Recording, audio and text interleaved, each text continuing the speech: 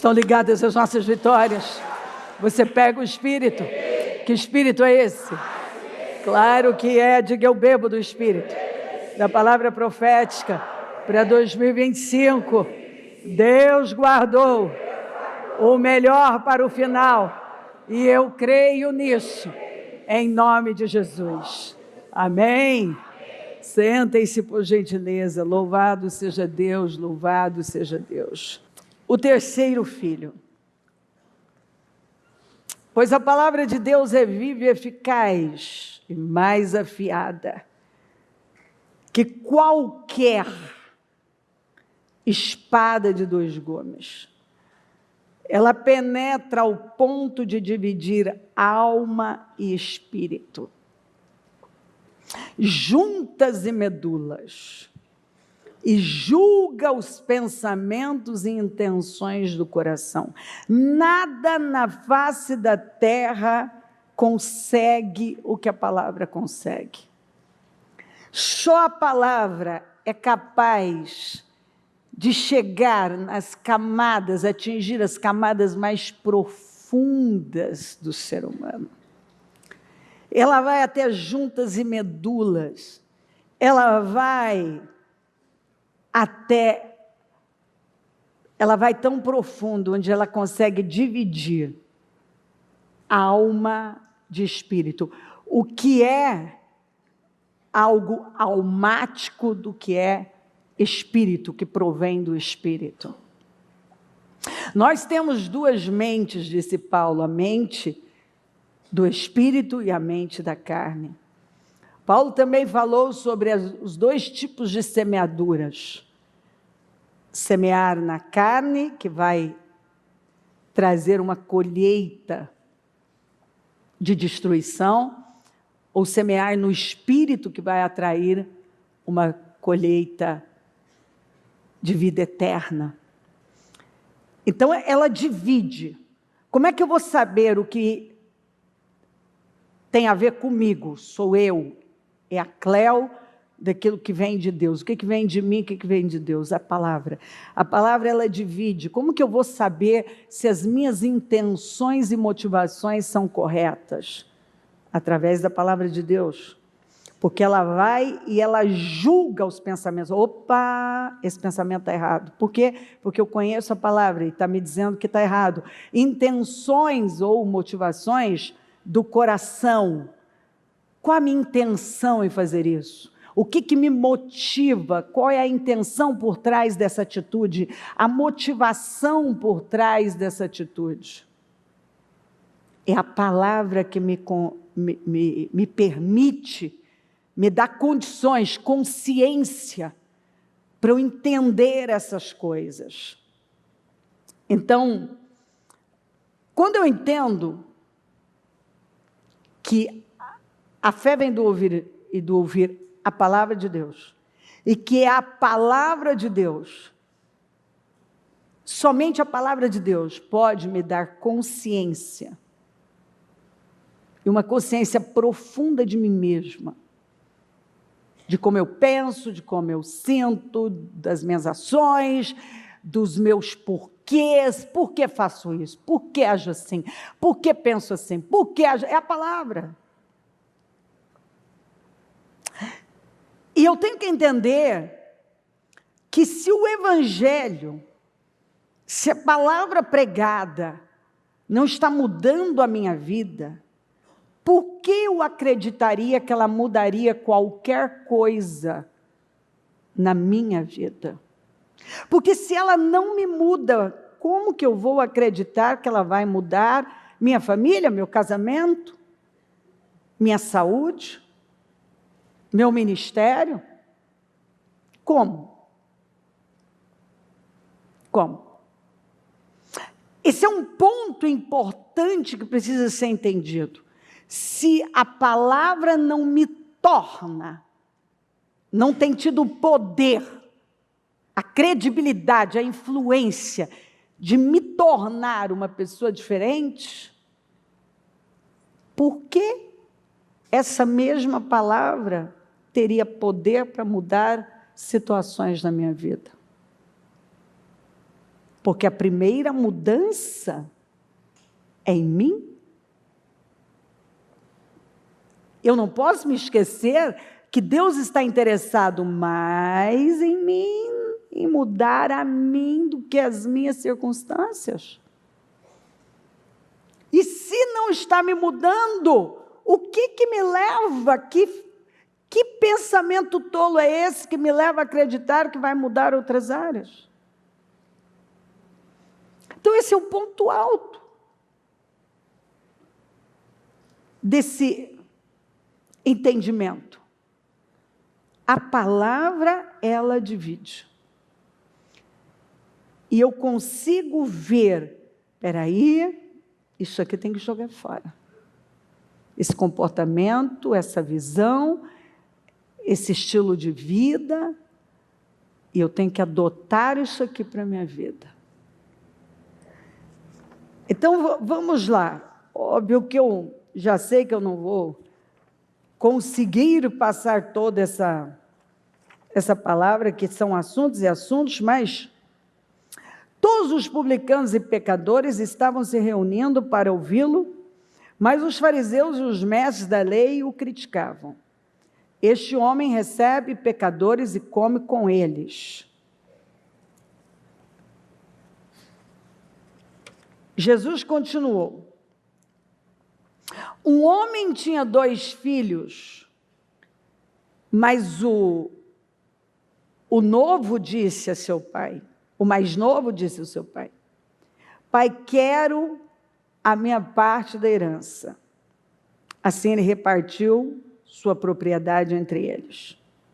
Bom, nós sabemos que o Senhor fala claramente que ele não vai dar, que criança, que o jovem ainda ele precisa de um tutor. Mas aqui nós vemos que ele entregou. Eu acabei de ler para você que os fariseus, eles se julgavam, os religiosos, tão acima dos outros, que quando eles viam Jesus comendo, ensinando, a mesa, né? Porque o comer ali fala da mesa, ele trazia para a mesa para ensinar aquelas pessoas. Eles se incomodavam, eles não aceitavam, porque eles foram as pessoas que julgavam que eles não precisavam. E Jesus falou exatamente que o doente precisa de médico. Se eu não reconheço que eu tenho um problema, por que eu vou procurar? Que você precisa, ele veio buscar e salvar aquele que está perdido. Se eu não reconheço que eu estou perdida, por que eu vou em busca de um Salvador? Que é o que está acontecendo hoje em dia, as pessoas estão tentando encontrar um Salvador das mais diversas formas e em lugares, evitando a cruz, evitando Jesus, né? Então, creia nessa terapia, creia na ciência, creia nesse sistema aqui, nesse método, né? A época dos métodos e métodos, e a sua vida vai ser perfeita, você vai ter uma saúde, beleza, família, dinheiro, vai ter tudo sem precisar negar a si mesmo, pegar a sua cruz e seguir Jesus. É um grande engano, porque o homem foi feito para Deus, nós somos a criatura, ele é o Criador. É um grande engano você achar que você vai se satisfazer com casamento pelo casamento, com dinheiro pelo dinheiro. O que nos dá satisfação é Deus na nossa vida. Por quê? Se não fosse assim, e por que tantas pessoas que aparentemente têm tudo isso e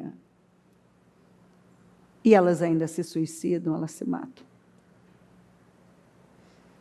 Né? Elas têm casas incríveis, adquirem fama, parecem que estão vivendo todos os relacionamentos possíveis, podem comprar o que elas querem. Quem olha para elas até dizem, bom, essa pessoa é bem-sucedida.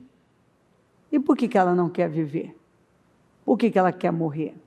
Porque o Senhor Deus disse que Ele nos fez para a sua glória, para lhe dar louvor. E quando eu não dou louvor a Deus, eu dou louvor aos meus feitos, às minhas conquistas, eu descubro que esse Deus é de D minúsculo e que Ele não pode me preencher. Porque as demandas da alma só podem ser supridas através de Jesus Cristo. É a história de que o buraco do nosso coração é do tamanho de Deus. E isso é a mais pura verdade. Bom, voltamos aqui. Não muito tempo depois, o filho mais novo reuniu tudo o que tinha e foi para uma região distante e lá desperdiçou os seus bens vivendo irresponsavelmente. Depois de ter gasto tudo, houve uma grande fome em toda aquela região e ele começou a passar necessidade. Por isso foi empregar-se com um dos cidadãos daquela região que o mandou para o seu campo a fim de cuidar de porcos. Ele desejava encher o estômago com as vagens de alfarrobeira que os porcos comiam, mas ninguém lhe dava nada. Caindo em si. Então, mostra que ele estava fora de si, ele não tinha consciência do que ele estava fazendo com a vida dele. Ele disse, quantos empregados de meu pai têm comida de sobra? E eu aqui morrendo de fome. Eu me porei a caminho e voltarei para o meu pai, e lhe direi, pai, pequei contra o céu e contra a terra. Não sou mais digno de ser chamado teu filho, trata-me como um dos teus empregados. Vamos ler tudo e aí a gente conclui isso aqui. A seguir levantou-se e foi para o seu pai. Estando ainda longe, seu pai o viu e, cheio de compaixão, correu para o seu filho e o abraçou e beijou. Então vamos continuar. O filho lhe disse, pequei contra o céu e contra ti, não sou mais digno de ser chamado teu filho. Mas o pai disse aos seus servos, depressa tragam a melhor roupa e vistam nele, coloquem um anel em seu dedo e calçados em seus pés. Tragam um novilho gordo e matem-no. Vamos fazer uma festa e comemorar. Pois este meu filho estava morto e voltou à vida, estava perdido e foi achado. E começaram a festejar. Enquanto isso, o filho mais velho estava no campo, quando se aproximou da casa, ouviu a música e a dança. Então chamou um dos servos e perguntou-lhe o que estava acontecendo. Este lhe respondeu, seu irmão voltou, e seu pai matou o novilho gordo, porque o recebeu de volta são e salvo. O filho mais velho encheu-se de ira e não quis entrar. Então seu pai saiu e insistiu com ele. Mas ele respondeu ao seu pai, olha, todos esses anos tenho trabalhado como um escravo, olha como ele se via, ao teu serviço. E nunca desobedeci às tuas ordens, mas tu nunca me deste nem um cabrito para eu festejar com meus amigos. Mas quando volta para casa esse seu filho que esbanjou os teus bens com as prostitutas, matas o novilho gordo para ele. Disse o pai, meu filho, você está sempre comigo e tudo o que eu tenho é seu. Mas nós tínhamos que comemorar e alegrar-nos, porque este teu irmão estava morto e voltou à vida, estava perdido e foi achado. Muito bem, nós costumávamos, há muito tempo, achar que o filho mais velho, por ter ficado lá, ele estava num nível superior do irmão mais novo. Mas nós vamos lendo e vemos claramente que a única diferença é que um foi e o outro ficou. Mas nenhum estava interessado no pai. Observe que ambos estavam interessados no que o pai podia dar. Era só isso.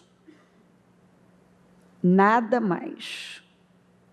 Eles não estavam interessados no pai. Na verdade, a figura central aqui é o pai,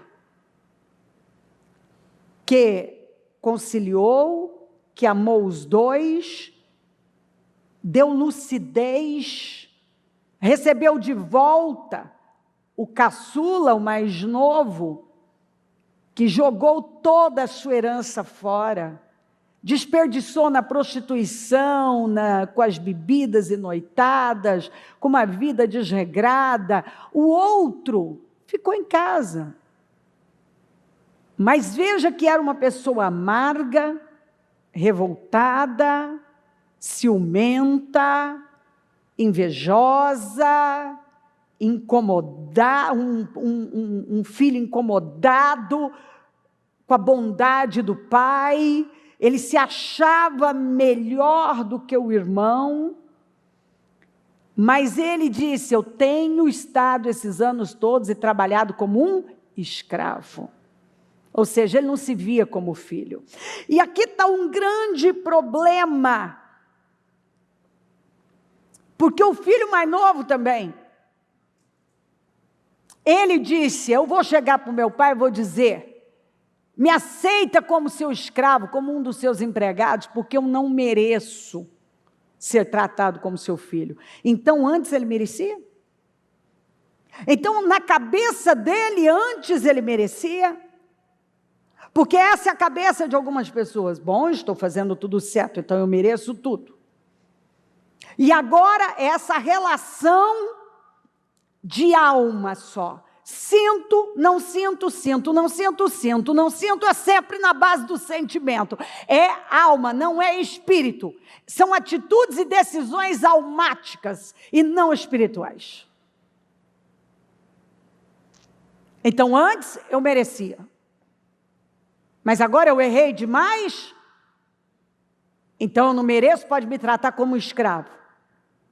Então, quando eu estou na minha cabeça fazendo certo, então eu sou filho, eu mereço. Então eu cometo um erro, eu não mereço mais nada, eu sou um escravo, mereço ser recebido como escravo. Observe que não tem uma relação de fé, não tem relacionamento com esse pai. Ele sai por causa da herança e ele volta por causa de comida. Ele saiu, mostrou que o pai não importava. Ele voltou, o pai continua não importando. Ele só quer um bom lugar para ficar. O filho mais velho não foi, mas ele também não construiu um relacionamento com o pai. Ele julga que ele fez tudo certo e que o pai está sendo injusto com ele e que tudo que ele fez foi o trabalho do quê? De um escravo.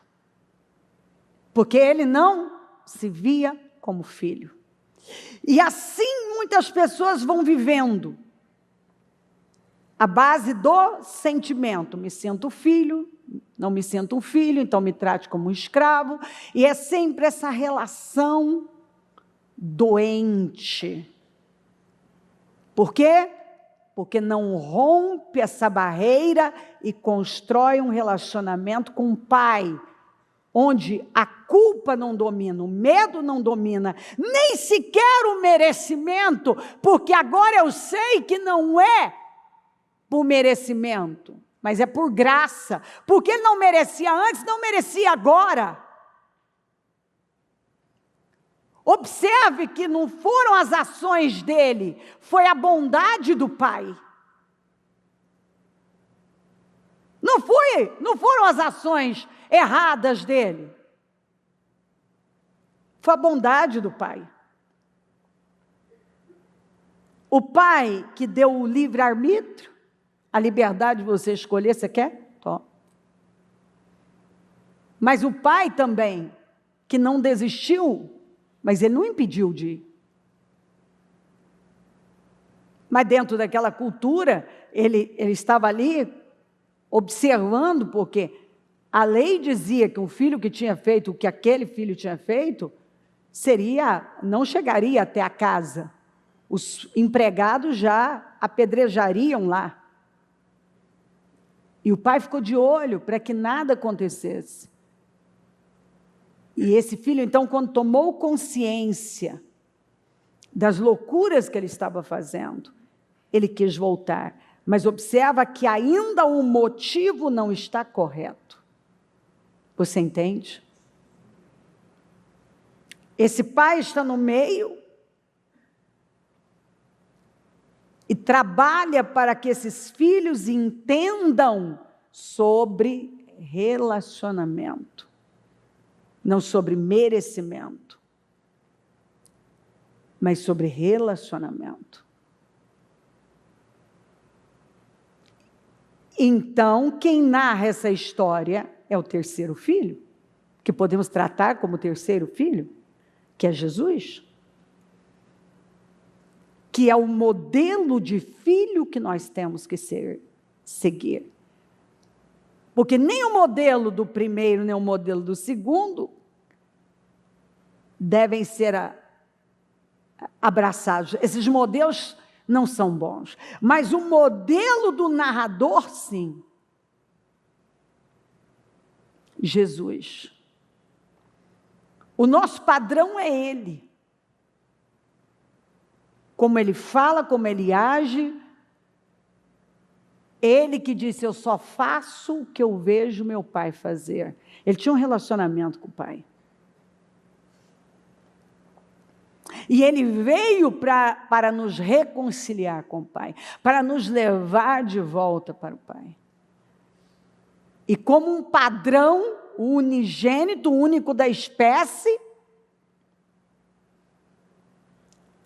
Ele vem e abre um caminho melhor para nós. Um caminho melhor do relacionamento. De uma entrega de coração. Onde agora não é o que eu penso, o que eu sinto, mas o que eu sei. Em quem eu me tornei. Uma nova natureza, uma nova criatura. Alguém regenerado, alguém que tem o espírito regenerado, que se parece com Cristo. Que é o padrão que Deus levantou e estabeleceu para nós. Aquele que ele disse, eu só faço o que eu vejo meu pai fazer. Exatamente assim que nós fomos chamados para viver. Qual é o padrão do Senhor? Será que eu paro para me perguntar qual é o padrão do Senhor? Por exemplo, Pai, se possível, passa de mim esse cálice, mas que não seja feita a minha vontade, mas a sua.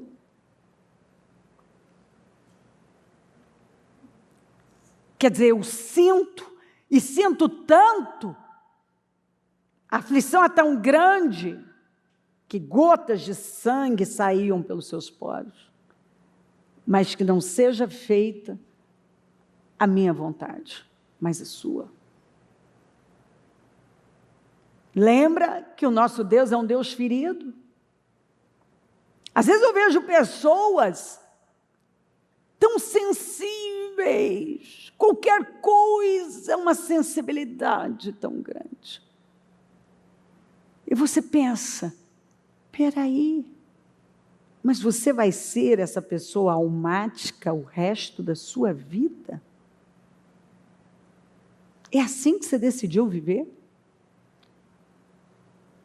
Você tira conclusões pelos seus sentimentos, os seus achismos, e aí você alimenta sentimentos, e você vai alimentando, e por fim, os seus motivos são motivos tão pequenos para estar com o Pai. Porque você mostra que não tem um relacionamento, que não está buscando um relacionamento, intimidade com Ele, que você não está se parecendo com Ele. Mas com um desses filhos aqui, ó. Ou o primeiro, que quer curtir todas e vai, e dá tudo que a carne quer, e aí quando está no fundo do poço, não tem mal o que fazer, acho que eu preciso voltar para a igreja. Ou aquele que está lá, nunca sai, mas veladamente é tão amargurado, questionador, veladamente está cheio de achismos, veladamente, aqui fora parece que ele está fazendo tudo certo, é a melhor pessoa do mundo, mas lá dentro ele está cheio de mas ele está cheio de eu acho, eu não concordo.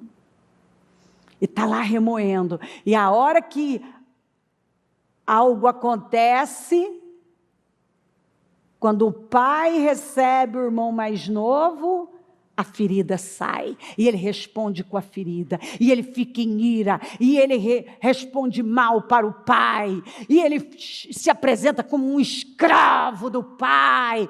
Então, ele nunca se viu como filho?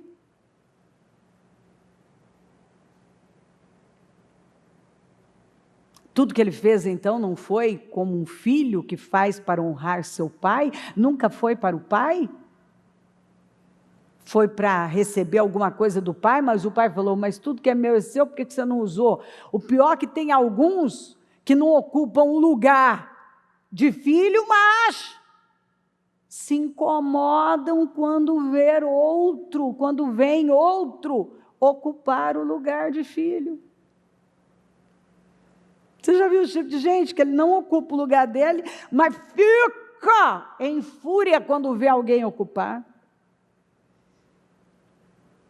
O senhor nunca me deu um cabrito, aí eu precisava? Os cabritos, os bois são todos seus, por que você nunca matou? Aí você não faz o que tem que fazer, mas se incomoda quando é feito para o outro. O terceiro filho, que é o narrador, Jesus.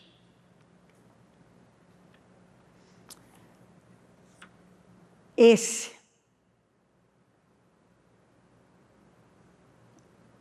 sim, o pai é o nosso exemplo. Aquele que narra a história. É que é o nosso exemplo.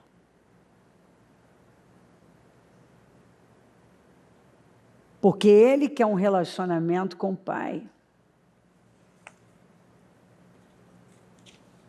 Jesus lhes deu esta resposta. Eu lhes digo verdadeiramente que o filho não pode fazer nada de si mesmo. Só pode fazer o que vê o pai fazer. Porque o que o pai faz, o filho também faz.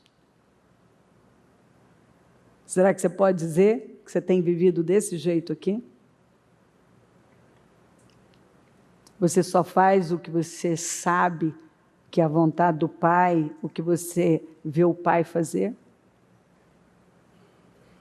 Na construção do templo, só foram usados blocos lavrados nas pedreiras e não se ouviu no templo nenhum barulho de martelo, nem talhadeira, nem de qualquer outra ferramenta de ferro durante a construção.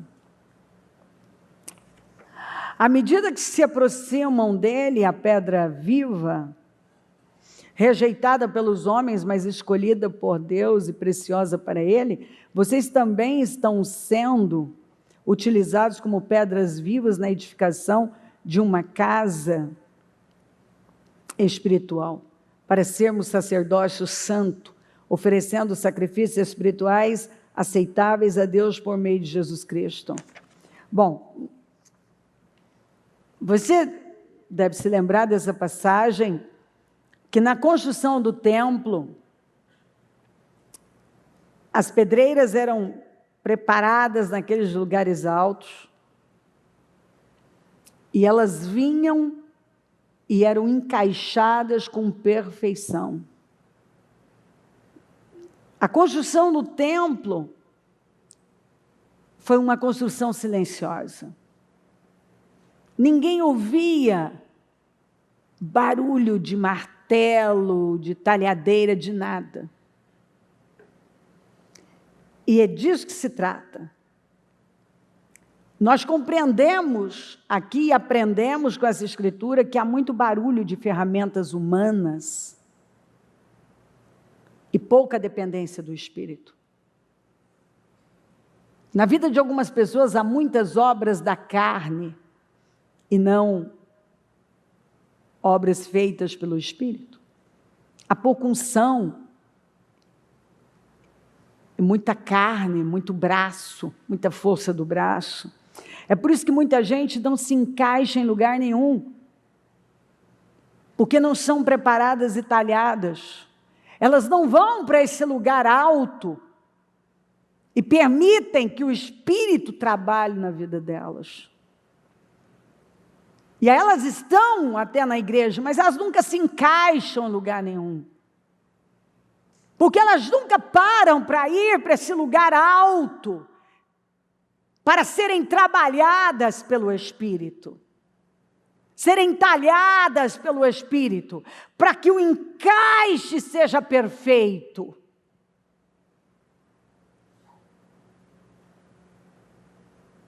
Porque para o encaixe ser perfeito, eu preciso ser trabalhada, talhada.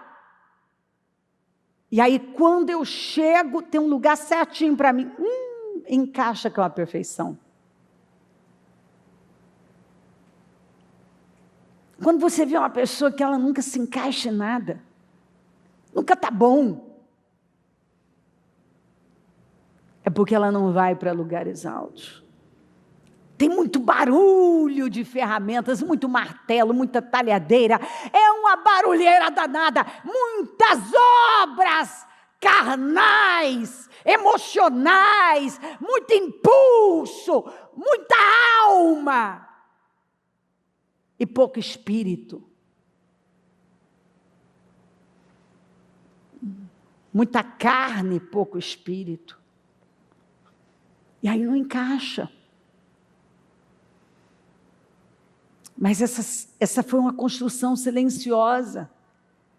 Porque primeiro essas pedras, e nós somos essas pedras vivas, que somos trabalhadas, lapidadas, para que o Senhor possa nos encaixar no lugar que é para nós, e nós cumprirmos o nosso papel.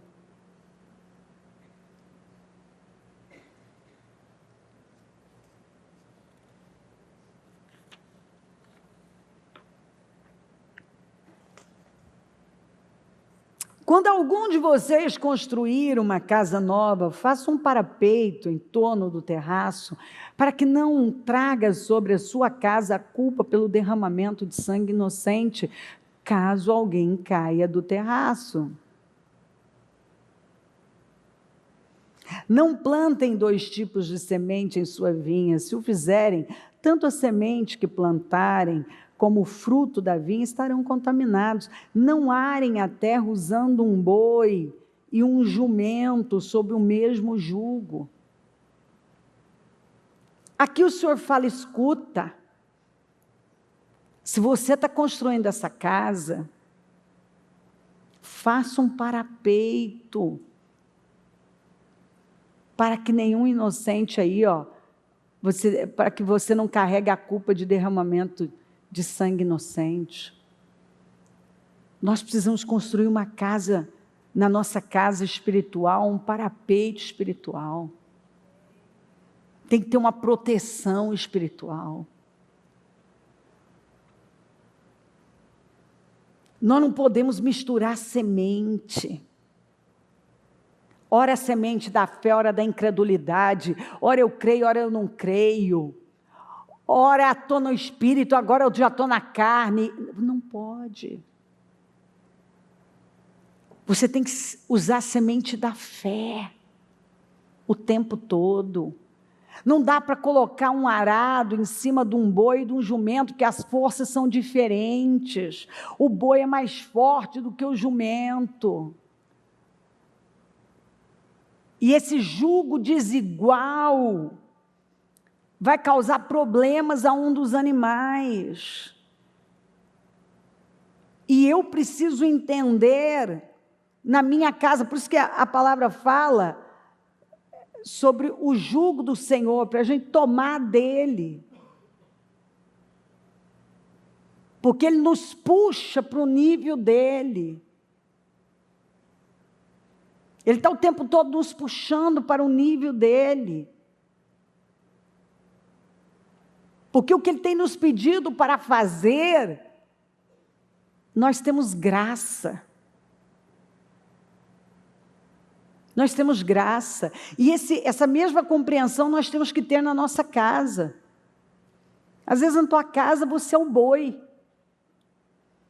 E às vezes você quer impor o mesmo padrão para todo mundo, e os outros são jumentos, ainda não têm a mesma força. Então cabe a você ir lá e construir o parapeito espiritual e decidir se colocar na frente como uma proteção espiritual. Na minha casa, por muitos anos, a minha mãe foi o boi. Minha mãe que foi construir o parapeito para defender todo mundo. Depois chegou a minha vez, eu fui o boi. Eu tive que tomar a frente, tomar decisões espirituais, construir um parapeito espiritual na minha casa.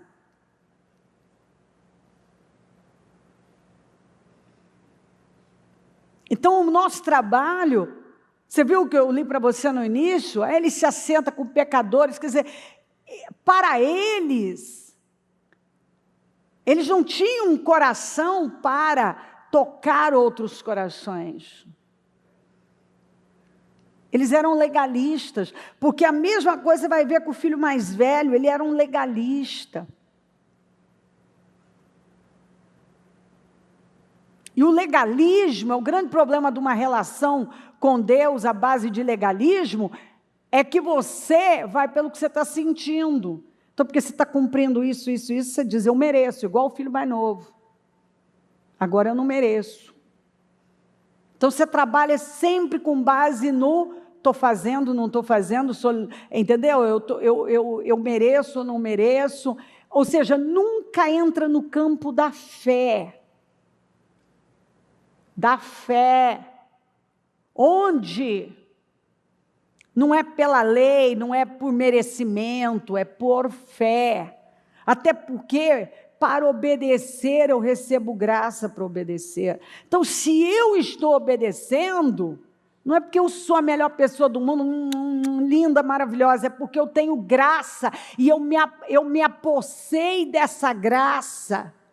Porque vai para Romanos 1, se o Senhor tirar a graça e me entregar as minhas paixões, aos meus desejos, esse não é o pior castigo, é Deus dizer assim, faz tudo o que você quiser, vai ser livre, então vai, faz o que você quer. Esse não é o pior castigo é Deus nos entregar a nós mesmos, é o pior castigo.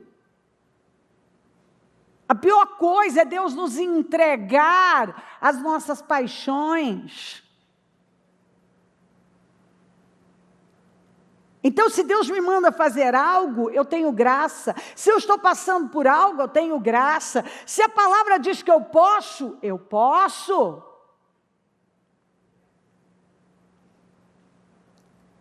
E quando eu me aposso disso, eu me aposso da graça, porque eu criei. E eu entendo que se eu estou obedecendo, não é porque eu sou linda, maravilhosa, a melhor pessoa do mundo, melhor do que aquele pecador sujo e lamentável. Não, porque eu me apossei da graça. É a graça, porque sem a graça eu não obedeço nada.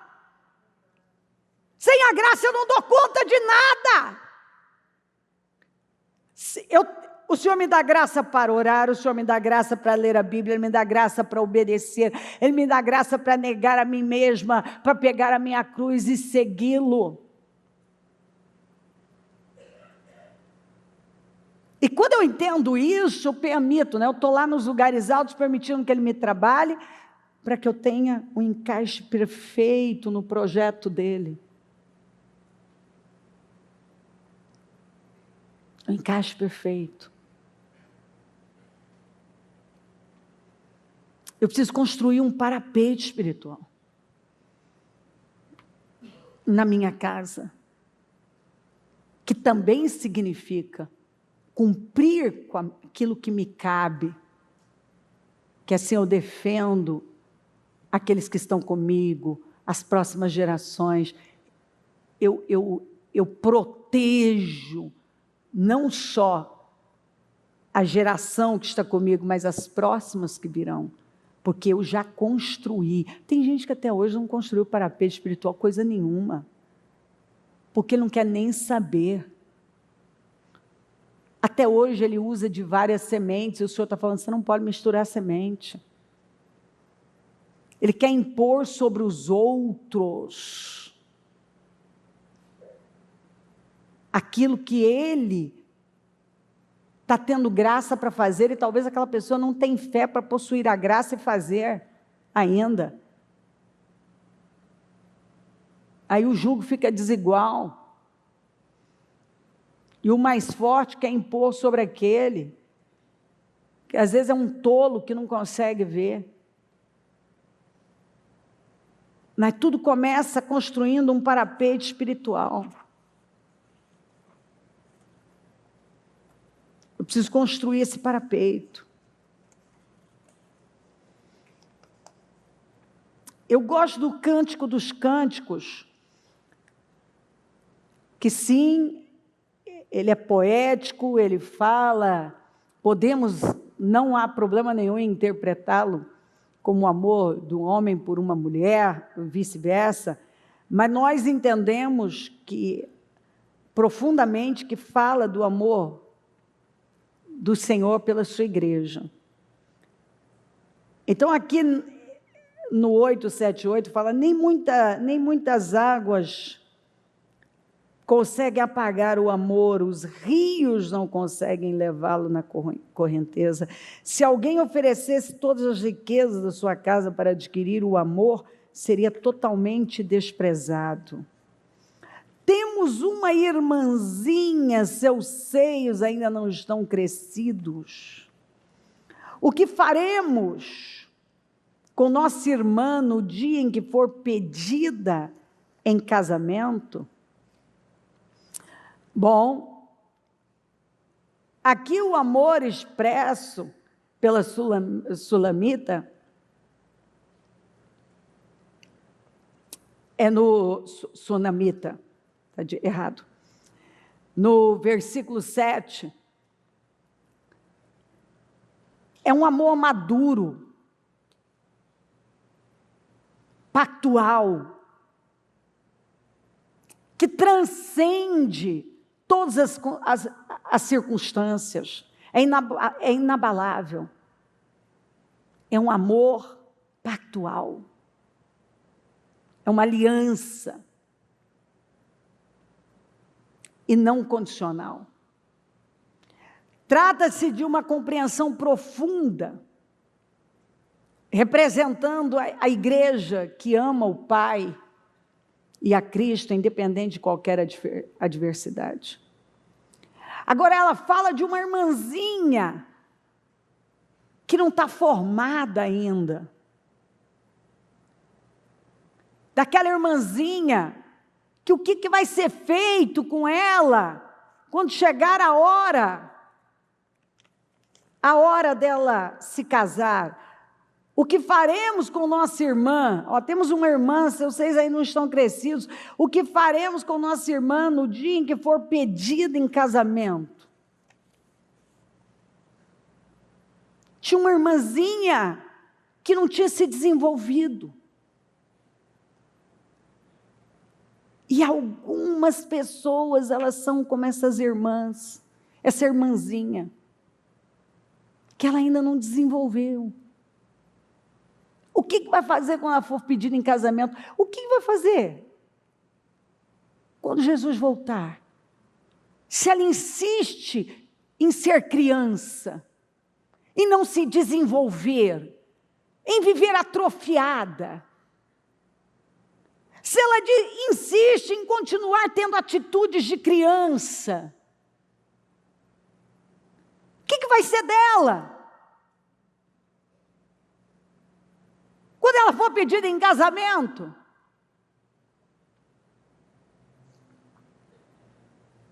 ela continua atrofiada, ela não quer crescer.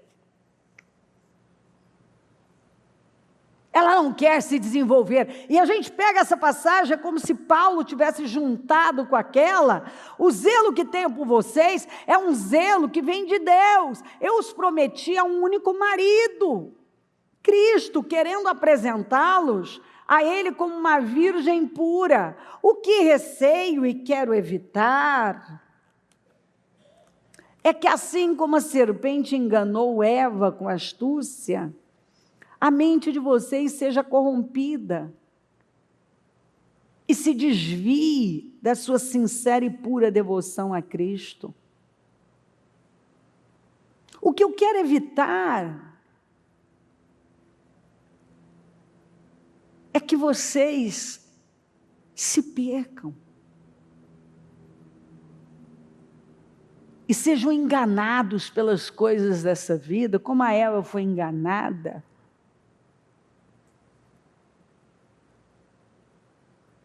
E vão vivendo uma vida como se não tivesse eternidade, como se não tivesse amanhã, como a irmãzinha que nunca se desenvolve, que está no Senhor só pelo que Ele pode fazer. E que qualquer coisa que acontece, o comportamento, as reações, as atitudes são de criança, de gente pequena que não está desenvolvida e nem em condições de se casar. O que vai fazer quando ela for pedida em casamento? Ela não está se desenvolvendo. Porque veja que a preocupação é que ela não tinha o desenvolvimento que ela já deveria ter, porque ela já estava falando de algo que não era natural. Porque olha só, ela não desenvolveu. O que nós vamos fazer quando ela for pedida em casamento? Porque assim não pode. Então, algumas pessoas, elas têm sido a irmãzinha, que nunca se desenvolve. Nunca se desenvolve. Lamentavelmente, nunca se desenvolve. Tem sido a irmãzinha. O que vai ser feito quando for pedido em casamento? O que vai ser feito?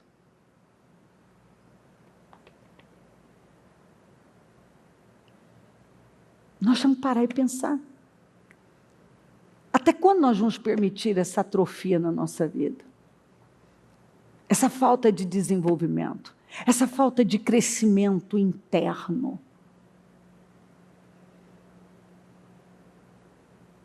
Será que nós nunca vamos ter esse espírito maduro, um amor pactual, profundo, que independe das circunstâncias? Eu amo independente das circunstâncias. Independente de qualquer coisa. Será que eu vou permitir o engano? Como Paulo disse, o que receio quero evitar é que, assim como a serpente enganou a Eva com astúcia, a mente de vocês seja corrompida e se desvie da sua sincera e pura devoção a Cristo. Porque a irmãzinha, ela não estava pronta para o casamento. E tem irmãzinhas que não estão prontas para o seu casamento com Cristo, porque elas não desenvolvem. E se nós queremos um grande ano, nós precisamos deixar de ser o filho mais novo e o filho mais velho. Nós temos que ser o terceiro filho, seguir o terceiro filho, ele é o nosso padrão. Nós temos que ser essas pedras vivas, trabalhadas nos lugares altos, para que possamos ser encaixados no lugar que é para nós, que Deus destinou para nós. Precisamos construir esse parapeito espiritual na nossa vida, na nossa casa espiritual, que não só vai proteger a nós, como todos os nossos descendentes. Precisamos usar da semente da fé e fazer uso do jugo de Cristo para a nossa vida e para a vida da família. Precisamos ter um amor sincero e verdadeiro,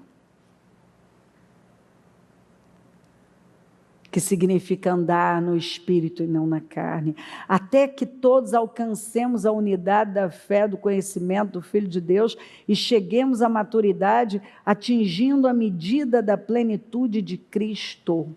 Esse é o caminho. Ele está nos levando para esse nível de maturidade, onde nós vamos chegar à plenitude, quer dizer, à estatura de Cristo. O padrão é Cristo. O propósito é que não sejamos mais como crianças, levados de um lado para o outro pelas ondas, nem jogados para cá e para lá por todo o vento de doutrina e pela astúcia e esperteza de homens que induzem ao erro. E como isso aqui tem acontecido, né? Tem gente que é igual peteca. Ele não tem convicção de fé. Ele pode acordar acreditando ou pensando, se é que eu posso falar acreditar, né? Ele acorda com um pensamento, daqui a pouco ele ouve uma coisa, ele já está mudando, ele não tem uma firmeza dentro dele. Porque, infelizmente, a palavra não entrou de forma revelada. Ela entra em forma de condenação, em forma de conhecimento, mas não em forma de revelação. E você pode ter anos de fé, pode conhecer a Bíblia de Gênesis a Apocalipse. Se você não tiver um relacionamento profundo, com conhecimento revelado, você não tem nada mais do que religiosidade e legalismos na sua vida. Nada mais. Está na casa do pai, ora sai, outros ficam mais amargos, doentes emocionalmente. Você vê que não precisou de muito para aquele filho estar ofendido. Tem gente que ofende por qualquer coisa. Se chateia, se ofende, remói, e chororou, e não sei o quê. São seus ídolos. Você sabia que quando você fica chorando por alguma coisa, e aquilo te derruba, te massacra, aquilo é o teu ídolo? Você sabia que o maior ídolo das pessoas é o orgulho? E que tudo isso tem a ver com orgulho? Você ser autocentrado? Esse sentimento é um Deus na vida de algumas pessoas. É um Deus. Elas agem com base nos sentimentos, principalmente de orgulho. É por causa do orgulho. Por que uma pessoa se ofende tanto? Por causa de orgulho. Tem gente que vive ofendido, ele tem o espírito do mundo. O espírito do mundo, não é o espírito de Cristo. Cristo se ofendia? Se ofendia? Você vê ele batendo o pezinho, ofendido, nervosinho, chorando dias a fio? Sim? Sim. Você está enganado. Jesus era chorão, ofendidinho, batia pezinho. Então, mas peraí, você está seguindo quem então? Você está seguindo Cristo? Então, está vendo como a gente é fácil? É fácil, você prega, ser bom pregador. Aqui todos são bons pregadores.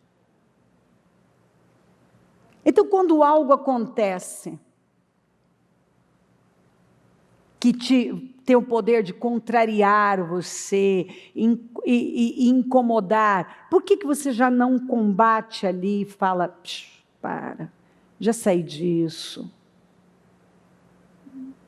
Isso não tem poder de me manipular, de me controlar. Eu vou mostrar para Deus que eu sou uma pessoa madura. Quando eu era menino, falava como menino, pensava como menino, raciocinava como menino. Vamos de novo? Vamos juntos? Quando eu era menino, falava como menino, pensava como menino, raciocinava como menino. Quando me tornei homem, deixei para trás as coisas de menino. E aí? Será que você deixou de ser menino? Deixou de ser a irmãzinha que fala como menino, pensa como menino, raciocina como menino? Menino na fé, dodói, reclamão. Você sabia que reclamar é pecado, murmurar é pecado, rebelião é como pecado de feitiçaria? Você sabia que as más conversações vão corromper os bons hábitos, os bons costumes? Você sabia que o Senhor está esperando de nós, a cada novo dia, uma postura mais forte, madura, irrepreensível, firme, de um bom servo para Ele?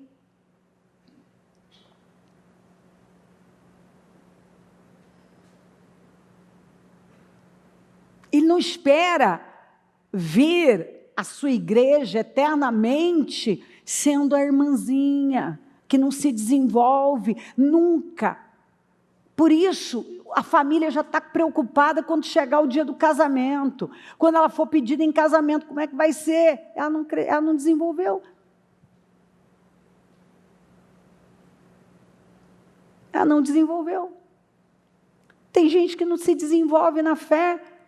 As mesmas atitudes que ele tinha quando ele era ímpio, ele tem agora. A resposta que ele dava quando ele era ímpio, ele dá agora.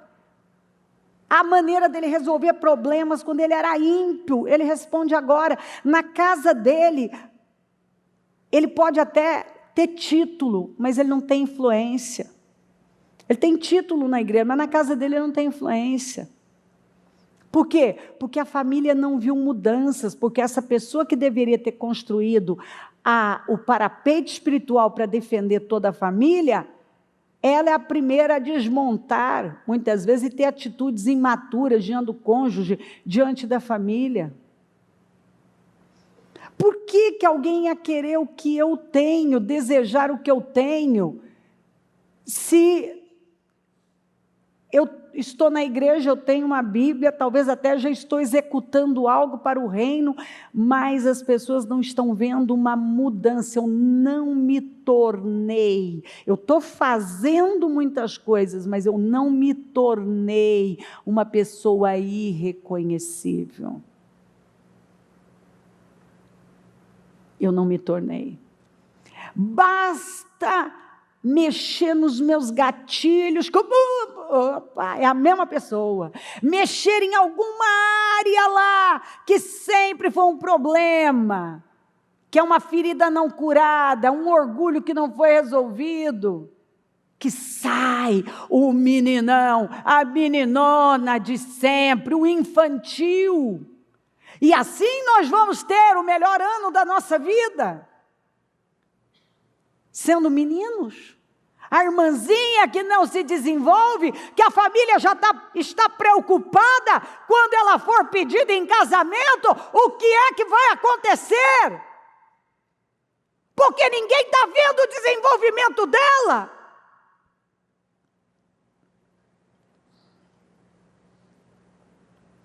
Será que nós estamos nos gabando que eu sou o filho mais velho, eu estou aqui, eu estou aqui, eu estou aqui, eu estou aqui? Mas, na verdade, olha como é que eu estou. Eu estou. Mas cheio de orgulho, de amargura, revoltado até com o pai. Até quando? Nós estamos aqui para nos tornar como Cristo.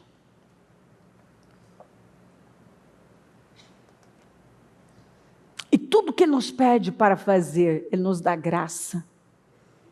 Nós temos graça. Nós temos favor.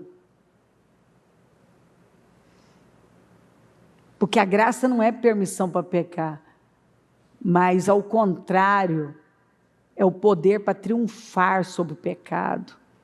A graça é a autoridade de Deus,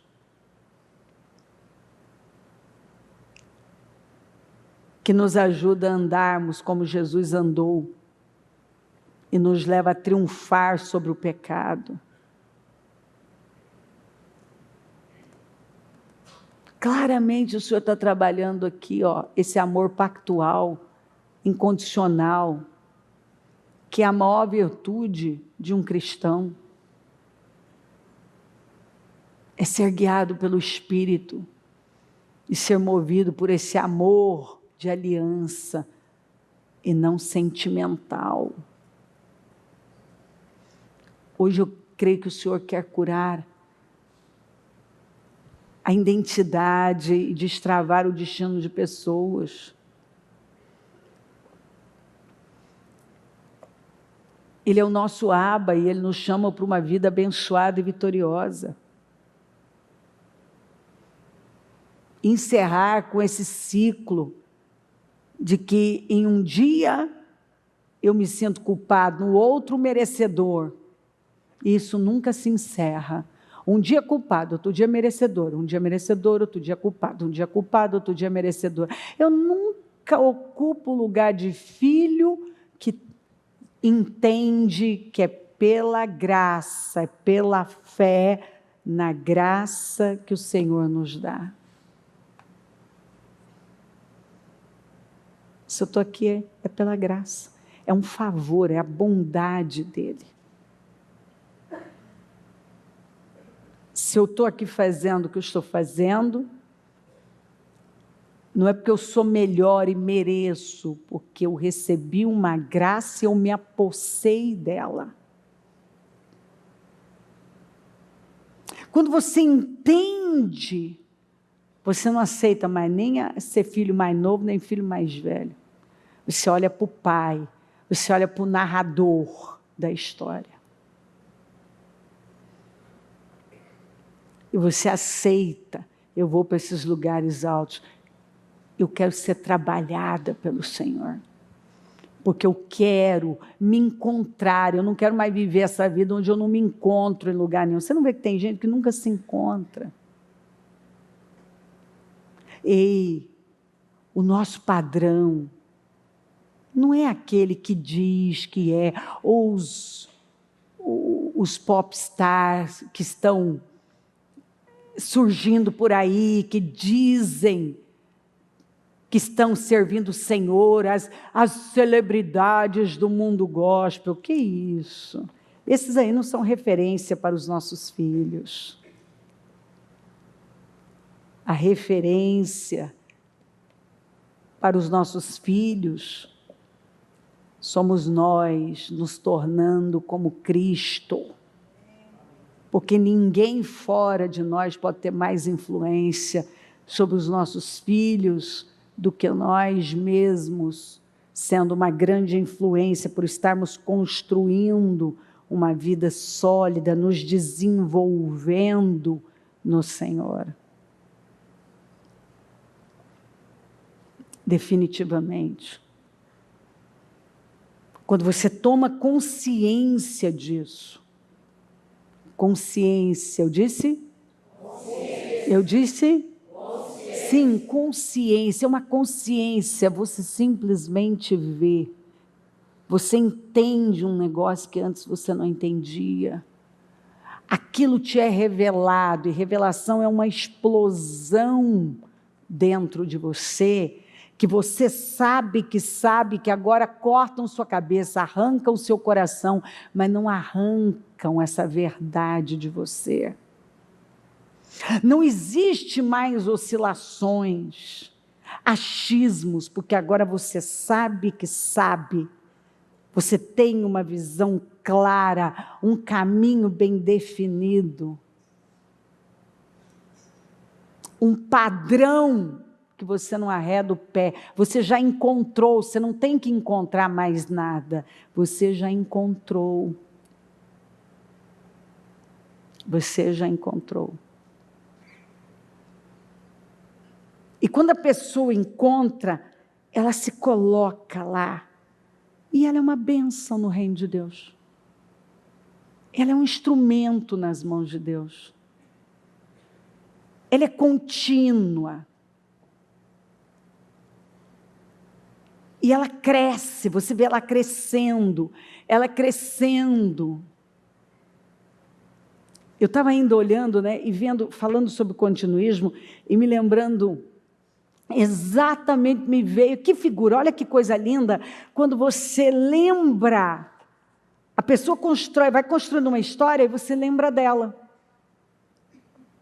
E eu me lembrei exatamente do Tadeu. Que ele chega na igreja com a vida destruída, cheio de cheques devolvidos, uma vida, as portas da casa todas quebradas, porque eram brigas, ele era o cara da festa do peão. Enfim, o testemunho dele é lindíssimo com a família. E aí se converte, vem trilhando um novo caminho no Senhor. E eu me lembro que ele entrou no IPA, e ele ficou naquele trabalho por uma vida, até vir embora. E o Tadeu, ele arrumou um emprego, está pronto para casar e mandado embora, ele recebe o dinheiro, ele pensa, esse dinheiro dá para eu viver por uns 6 meses. 6 meses vão acabar. Ele vai e entrega tudo para o Senhor como oferta. Deus abre para ele esperando uma porta, Deus abre 2 que ele teve que escolher.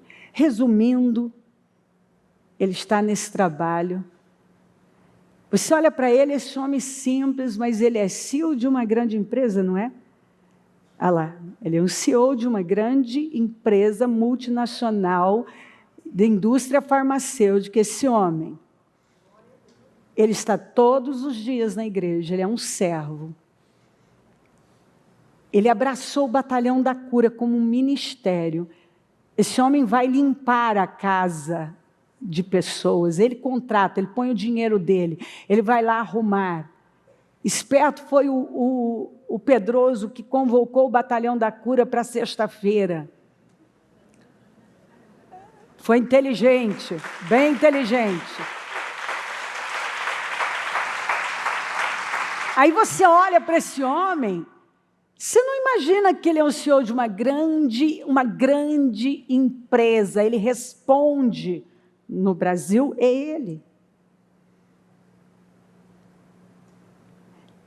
E aí você olha ali aquela simplicidade, você não pensa que ele ocupa e tem equipes, pessoas e pessoas debaixo da liderança dele, um comando de coisas tão grandes. Mas ele sabe que ele está lá por causa de Deus, Ele sabe que é Deus quem tem sustentado, que ele é um Eliaquim, Deus levantou e está sustentando, e que ele é um servo no reino de Deus. Essa mentalidade tem mantido ele e a família dele. Ele, a esposa, os filhos, a família. Em 2013, quando eu sofri um massacre, a sogra dele, que é a Silvia, subiu no altar com a Larissa, a esposa dele, que partiu de pessoas que são parentes deles. E eles subiram no altar para pedir desculpas, perdão à igreja em nome dessas pessoas e defender a igreja por conhecer o caráter da igreja. Eles se levantaram. Enquanto pessoas tolinhas ficaram contra mim, acreditando naquele absurdo, eles se levantaram. Sabe o que é isso? É saber, é ter a visão de que lado eu vou ficar da história. Eu já escolhi um lado, por conhecer o padrão da igreja, o padrão do ministério. Eles sabiam que a igreja tem um padrão, e eles nunca duvidaram do caráter de Deus, nem do caráter do ministério. E só crescendo, e só crescendo, e só crescendo. Todos os anos ele é promovido, ele é honrado, ele é tratado com honra pelas grandes autoridades dessa multinacional. Os testemunhos deles são edificantes. E aí me veio na cabeça uma pessoa tão contínua, focada, e que entendeu o papel do servo. Ele buscou, ele prosperou. Eu nunca vi, Tadeu, isso é uma coisa impressionante. Você e a Larissa com ostentação, vocês nunca ficaram bobinhos. Isso para mim é uma glória. Uma glória. Sempre servos. Se a igreja podia contar com servos, doadores, servindo com a vida, com o tempo, com o dinheiro, com a energia, com os dons. Sempre servos. Não tem ostentação, não tem nada disso. Entendeu a grandeza, porque o lugar que ele ocupa podia ter transformado ele num bobinho, porque ele não ocupa um lugar pequeno. Quem conhece a história dele, sabe o que ele faz, sabe que ele é um homem importante, muito importante aí fora, mas aqui dentro ele é um servo. Talvez até vocês que estão no batalhão da cura não sabem que quem está diante de vocês tem uma linguagem simples, um jeito simples de falar, porque ele não perdeu, ele tem identidade, não perdeu a essência. Não perdeu a essência. E ele é sempre honrado. E hoje, com certeza, Deus o está honrando de novo diante de toda a igreja, com a família dele, com a Larissa, exatamente. Porque quando você se humilha, Deus se incumbe de te exaltar. Deus se incumbe de te exaltar. Exatamente. E aí, quando você lembra de uma pessoa, quem que vem? Aquele que teve um padrão, sempre progressivo, crescendo, alto, valorizou coisas maiores, e nunca teve aquele retrocesso, mas sempre está lá, crescendo. Ora mais, ora menos, mas está sempre na crescente, com foco na coisa certa. O que Deus faz? Deus promove. Deus exalta, Deus abençoa, porque a pessoa entendeu, ela foi para lugares altos, foi lapidada, Deus colocou, encaixou ela direitinho, ela não está procurando, ela já encontrou, ela encontrou o lugar que ela foi plantada, ela encontrou o lugar dela, ela encontrou, é isso que eu tenho que fazer, essa é a minha parte mais importante, e é assim que eu vou viver. Se tranquiliza, é uma coisa maravilhosa, você tem paz, você sabe onde você deve estar, como deve estar, o que Deus está exigindo de mim, você dá, e a sua vida vai.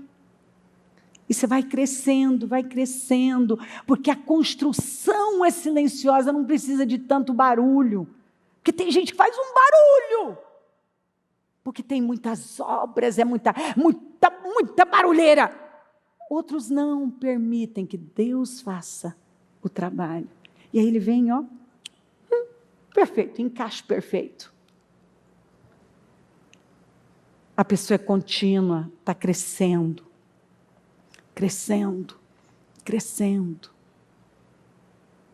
com um propósito que é maior do que ela, que vai além dela.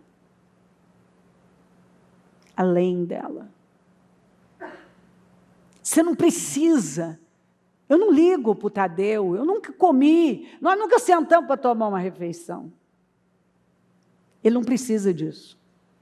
Ele sabe que eu os amo e que eles estão debaixo da minha cobertura. Não tem mimimi. Não tem. Eles, sabe aquele tipo de gente que entende o seu chamado e a pessoa cresce com isso? Ela não precisa de nada mais. Ela recebe do altar e ela sabe o que fazer. Ela sabe que ela já tem tudo que ela precisa para construir uma grande vida. Ela só vai e faz. É isso que Deus está buscando. Gente madura. Gente que cresce continuamente. Que não precisa de mais nada senão a palavra. E ocupar o seu lugar. Com a certeza de que é isso que funciona. Vamos nos colocar em pé. Ainda com o seu propósito, se você o tiver, ou se tiver a foto dele, liga o seu pensamento no céu.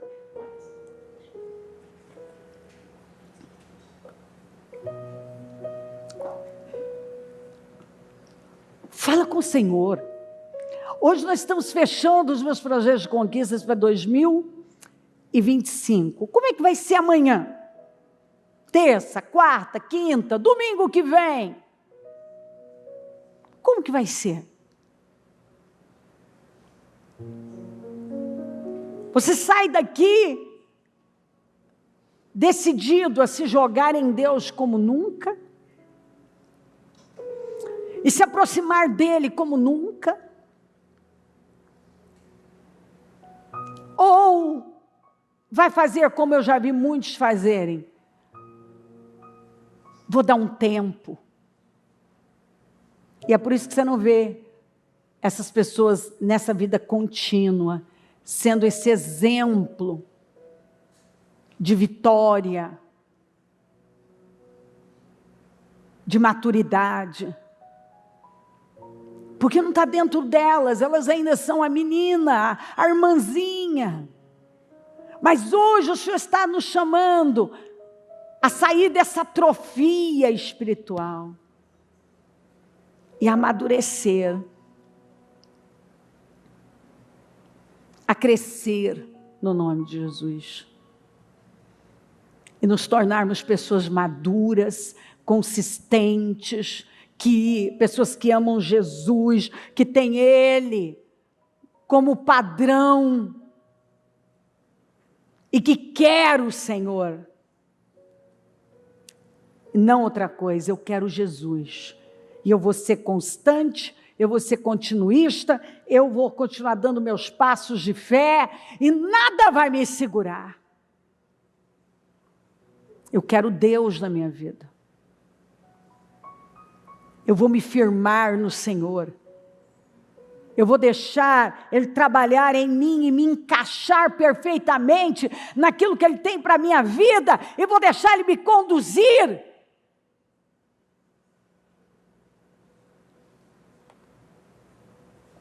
Porque eu quero não só um grande ano, eu quero uma grande vida. Que é isso que eu penso o tempo todo. Eu não quero só um ano, eu quero uma vida. Eu quero olhar para trás e ver, meu Deus, quanto eu caminhei, quanta coisa boa eu tenho feito. Olha que coisa maravilhosa. Saber que eu estou construindo uma vida que honra a Deus, que eu estou deixando, construindo um legado que vai abençoar as próximas gerações. Que eu entendi, o Senhor me plantou neste lugar e aqui eu serei uma bênção, se é tu uma bênção. Eu vou ser esse instrumento nas mãos de Deus. O reino pode contar comigo. E as próximas gerações vão falar do legado, do parapeito espiritual que eu construí para a família. Em nome de Jesus. Levanta com fé. Se entrega por completo, totalmente. Toma decisões aqui hoje que você está deixando tudo que na verdade só tem atrasado a sua vida, que não vale a pena você carregar nem mais um dia na sua vida. Clame a Ele. Senhor meu Deus, aqui estamos nós, Senhor. Eu creio que como eu, todos com seu coração rasgado, aberto, entendendo o que o Senhor está fazendo, o que o Senhor está falando. O Senhor está nos chamando para o crescimento, para a maturidade, para o desenvolvimento. O Senhor está deixando claro: chega, eu não quero você atrofiado espiritualmente. Eu não quero mais você agindo como um menino, como uma menininha. Não, eu quero você maduro, crescendo, me amando, seguindo os meus passos, com amor pactual, incondicional, com uma vida entregue, derramada no meu altar, consciente da verdade. Um exemplo que deve ser seguido, um exemplo de homem, de mulher, de pai, de mãe, um exemplo de líder, de chefe, de profissional, de liderança, um exemplo de homem de Deus, de mulher de Deus, um instrumento nas minhas mãos, temente, transformado, quebrantado, com o interior puro, um coração transformado. Se o Evangelho não está mudando a minha vida, como que vai mudar? Não está me mudando, como é que vai mudar alguma coisa na minha vida? Se não está mudando o meu caráter, se não está mudando, Senhor, se essa palavra não está afetando o meu caráter, não está afetando o meu estilo de vida, não está afetando os meus hábitos, como que vai mudar alguma área da minha vida? Ó Deus, eu oro, eu clamo, Deus, para que essa palavra esteja mudando vidas de verdade, Senhor. Eu oro, Senhor,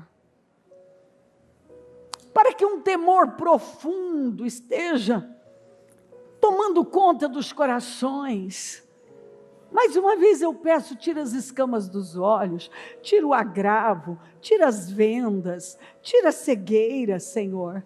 Tira a dureza dos corações, arranca esse legalismo, arranca, Senhor, a religiosidade, arranca, Senhor, esse orgulho, Senhor, esse egoísmo, esses sentimentos amargos, arranca, Senhor, cura a identidade aqui hoje, cura a identidade, cura o caráter, cura, Senhor, eu oro para que o Senhor venha curar o destino de cada pessoa, eu oro para que a identidade dessa pessoa seja curada, e ela não se sinta mais, Senhor, como Satanás, que ela não permita mais que Satanás a leve a agir conforme ela tem sentido, ó meu Deus, e que ela não tome decisões com base no que ela tem sentido.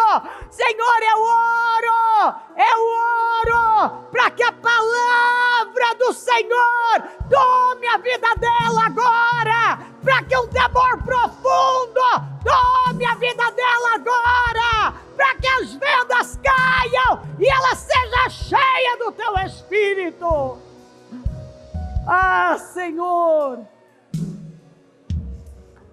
a cegueira tem roubado pessoas, a ferida não curada tem roubado destinos lindos. Mas eu oro para que o Espírito quebrantado tome conta dos corações e que eu possa ver vidas completamente transformadas sendo levantadas, que se alegram com aqueles que se alegram, que choram com os que choram, que têm paciência com os que são fracos, que, como diz sua palavra, suportam o irmão. E essa palavra suportar equivale a um mesmo efeito de suportar as dores de parto e dar à luz. Que possamos suportar, meu Deus, essas dores das transformações que estão acontecendo até que nasça essa criatura transformada. Às vezes, Senhor, está faltando isso, ela se apossar dessa graça, que ajuda a passar por situações e a suportar aquilo que muitas vezes ela trata como impossível. Mas o Senhor está dizendo, eu te dou graça. Eu dou graça para perdoar, eu dou graça para suportar, eu dou graça para tolerar aquela fraqueza, eu dou graça para que você rompa, eu dou graça para que você solte a ofensa, solte a amargura, eu dou graça a você, não fica remoendo sentimentos de inferioridade, de incapacidade ou de injustiça, mas seja tomado pelo Espírito, porque a palavra é viva e eficaz, e ela divide alma e espírito. Não seja mais almático, mas seja guiado pelo Espírito, seja tomado pelo Espírito, tenha a mente do Espírito, plante no Espírito, caminhe dirigido pelo Espírito, seja guiado pelo Espírito, cheio do Espírito Santo, e recebereis poder quando descer sobre vós o Espírito Santo. Sejam tomados pelo Espírito. Eu oro, Senhor, para que nenhuma pessoa consiga ficar no mesmo lugar, mas que hoje corações estejam sendo curados, e que o perdão esteja sendo liberado, e a ofensa esteja sendo liberada, solta. Eu oro, Senhor, por mentes curadas. Essa pessoa não vai mais pensar tudo que vem à mente dela, não vai sentir tudo que vem ao coração dela, não. Ela vai agarrar-se à fé e vai viver com base na fé. Com base na fé. Ela vai viver com base na fé. Com base na fé. Agarrada à fé. Sabendo que ela tem graça para ser tudo o que ela foi chamada para ser. Ela tem força. Ela tem poder para ser tudo o que ela foi levantada para ser. Passa do teu sangue aqui, Senhor. Que eu possa ver um povo maduro, forte, determinado, cheio do teu Espírito, amoroso, perdoador, comprometido. Um povo que está unido num só propósito, uma só visão, um só Espírito, que é o que o Senhor fala tanto. Eu quero a igreja cheia do meu Espírito, num só pensamento, numa só visão, num só pensamento, numa só visão, um só Espírito. Todos puxando para o mesmo lado, em concordância, porque o Senhor não opera em reino dividido. Eu oro, Senhor, por um espírito de unidade do espírito, como diz a sua palavra. Eu oro, Senhor, por essa inteligência espiritual, os 7 espíritos que é representado pelo candelabro, que essas 7 lâmpadas estejam acesas dentro dela, dando a ela consciência, Senhor. Cubra ela com teu sangue e levanta aqui hoje um povo forte, destemido, um povo maduro, um povo que entende o que é ser um cristão de verdade, alinhado com o Senhor. Eu oro, Deus, por cristãos, Senhor, que iluminam, salgam, que te representam, representantes do Senhor, gente que entende o tempo, que entende a hora, que sabe qual é o seu tempo, a sua hora, o seu momento, e sabe viver a vida com tranquilidade, com paz, liberdade, porque é guiada pelo Espírito. Oh Deus, abençoa a tua igreja. Abençoa o teu povo, aqui em todo lugar.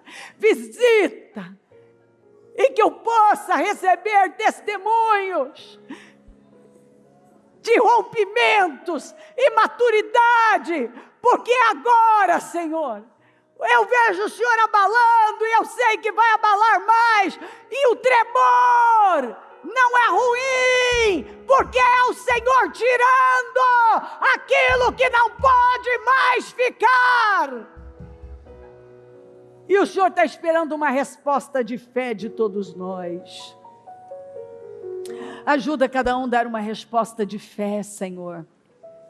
E que saia daqui um povo decidido a manter o Senhor em primeiro lugar, a honrá-lo acima de tudo, a não ser enganado como Eva foi enganada, a mente enganada, e penda para as coisas desse mundo, mas um povo comprometido com o Senhor, que te prioriza, que te honra, que busca o Senhor em primeiro lugar, que quer o Senhor acima de tudo.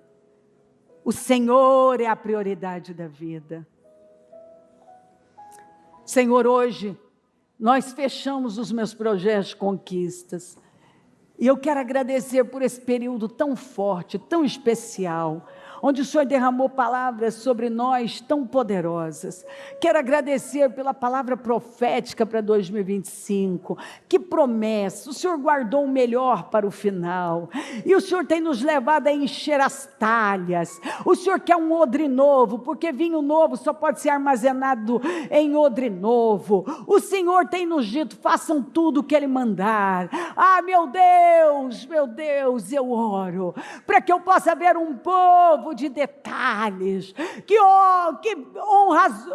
um povo que honra as ordens simples, um povo alinhado com o Senhor, um povo focado no Senhor, um povo que não para de encher as talhas, de se encher da tua presença, Espírito Santo, e que tem prazer em fazer tudo o que o Senhor está dirigindo a fazer, porque este com certeza, disparado será o melhor ano da nossa vida, onde o Senhor preparou para nós o melhor vinho, um vinho que nunca bebemos, uma alegria que não conhecemos, experiências que não vivemos, uma glória que ainda não experimentamos. Eu sei, Senhor, e que o teu povo viva consciente dessa palavra. Mais uma vez eu consagro esse propósito e possuo com gratidão a materialização de todos os projetos, todos os sonhos, todos os pedidos. Eu consagro, eu tomo posse de todas as vitórias, eu tomo posse de mais testemunhos incríveis. Senhor, de um semestre glorioso, cheio de restaurações, definições, restituições, glória, poder. Eu abençoo o teu povo, lares, famílias, Senhor. Eu abençoo que o mês de março seja incrível, que essa semana cheia seja uma semana cheia de graça, de favor, favor, que possamos ver a sua manifestação de uma maneira que ainda não vimos, que eu possa ver um povo fluindo nessa graça, tomados por esse favor, seguros por esse escudo e broquel, esse escudo que cobre o corpo todo. Eu abençoo a igreja e creio nesse melhor vinho, e creio no que o Senhor está fazendo. Tudo o que temos que fazer é amadurecer, é entregar o que o Senhor tem nos pedido, é nos render ao Senhor, é vivermos num nível mais alto, muito mais alto, ir acima da nossa cabeça, sermos guiados pela sua, Jesus. O Senhor é o nosso padrão. Oh, meu Deus, que hoje o teu povo possa sair cheio de coragem e fé, com o azeite que nós consagramos durante todo esse período, e ungir os sonhos, os projetos, a família, dar os passos de fé, porque é isso que eu vejo o Senhor fazendo, Deus nos orientando a dar passos de fé, porque o Senhor está agindo, é o que eu vejo, o Senhor nos impulsionando e motivando. Dê passos de fé, vá dar passos de fé e eu vou honrar você. A despeito de tudo, eu vou honrar você. Obrigada, meu Deus. Obrigada por tudo. Eu te amo. Te louvo pela sua bondade e fidelidade hoje e sempre. Louvado seja o teu nome por tudo. Amém. Amém. Amém. O Evangelho de Jesus Cristo é a boa notícia. Jesus tomou o nosso lugar pela punição do pecado, para que pudéssemos entrar em seu lugar de vida eterna. Eu convido você agora a se voltar para o Senhor em seu coração e dizer: eu o recebo como meu Senhor e Salvador. Eu entrego tudo nas suas mãos. Eu deixo todas as partes da minha vida que não o honram e passo a viver a partir de hoje intencionalmente para servi-lo, honrá-lo e celebrá-lo como meu Senhor e Salvador. Jesus é a porta de salvação, é o caminho, a verdade e a vida. Ele é o pão da vida e Ele te ama.